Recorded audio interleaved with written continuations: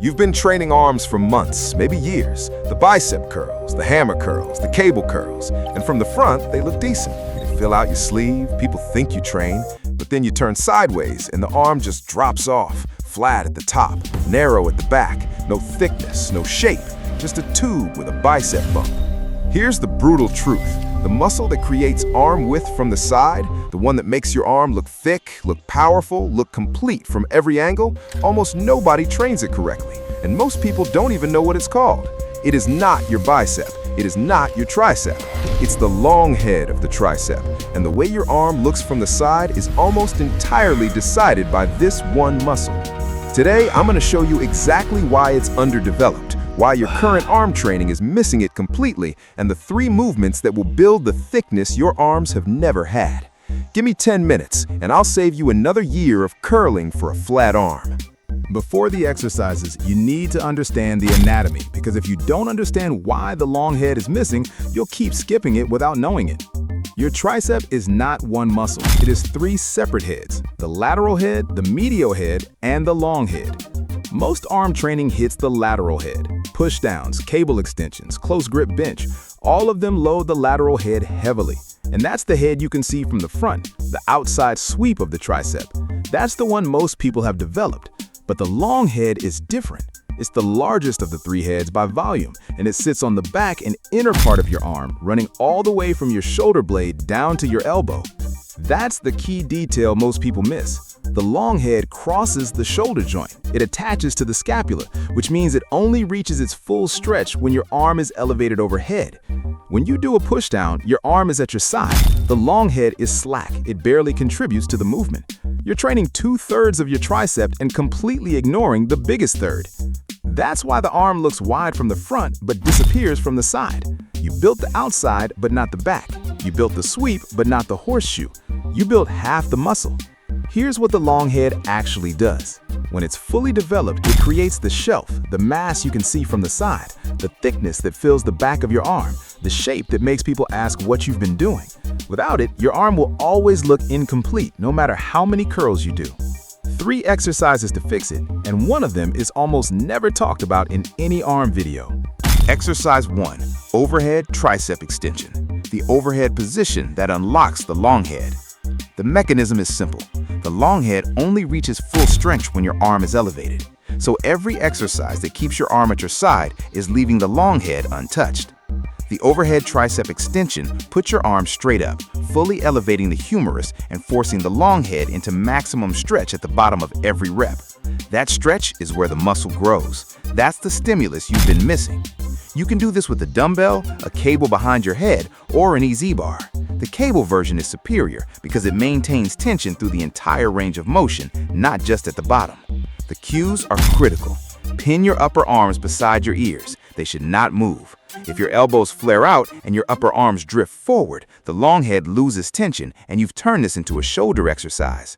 Keep your elbows pointing straight up. Lower the weight slowly behind your head. Pause at the bottom. Feel the long head pulling, that deep, uncomfortable stretch in the back of your arm. That's the muscle waking up. Extend straight up and squeeze hard at the top. 3 to 4 sets, 8 to 12 reps. Every set close to failure. Final set all the way to true failure. Slow on the way down. The stretch is the whole point. That's the movement most people know but execute completely wrong. The next one is the one almost no one uses, and it might be the single most effective long head builder on earth. Exercise 2, Incline Skull Crusher. The gravity trick that forces the long head to carry the load. A standard skull crusher is done flat, and a flat skull crusher is a perfectly good exercise. But here's what most people don't know. When you tilt the bench to an incline, the long head has to travel further at the bottom of the rep because the angle pushes your upper arm back slightly behind your head, which deepens the stretch of the long head beyond what a flat surface allows. It's a subtle change that produces a completely different stimulus. Same movement, different angle, entirely different muscle emphasis. Set the bench to a 30 to 45 degree incline. Lie back with a straight bar or easy bar. Lower the bar toward your forehead or slightly behind it. Let your upper arms drift back slightly. This is where the incline does its job. The long head is now stretched harder than it ever gets on a flat bench. Drive the bar back up and lock out completely at the top. The lockout matters. Fully extending the elbow at the top contracts the tricep completely. Most people stop short. They leave the final inches of the movement on the floor. Those final inches are where the full contraction happens. Earn every inch. 3 to 4 sets, 8 to 12 reps. Same failure rule. This exercise, combined with the overhead extension, gives you both maximum stretch and maximum contraction in the long head, two completely different growth mechanisms working the same muscle. 2 exercises in, and your long head is already getting more work than it's probably ever had in a single session.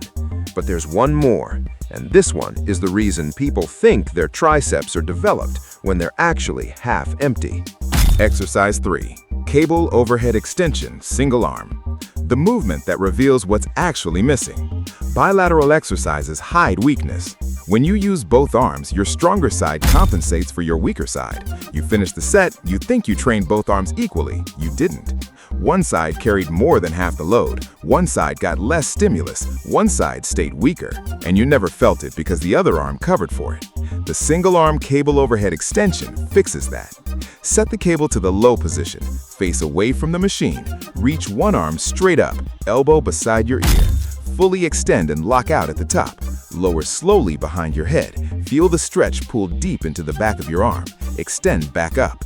The cable keeps tension through the entire range. There's no dead zone at the top like there is with a dumbbell. The resistance is constant. The muscle is working at every point of the movement.